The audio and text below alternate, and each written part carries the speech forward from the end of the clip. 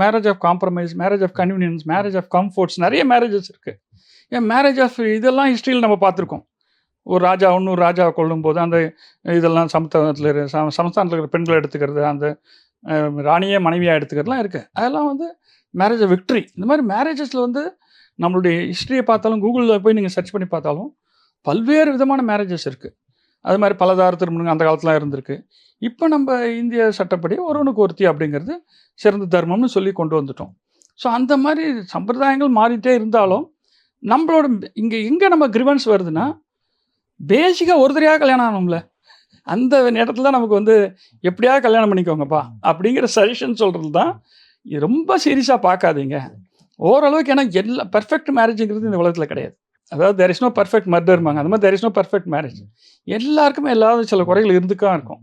அந்த குறைகளை பார்க்காம கொஞ்சம் சரி பரவாயில்ல அப்படிங்கிற காம்ப்ரமைஸ் பண்ணிக்கிட்டு தான் இன்னைக்கு கல்யாணம் நடக்கும்.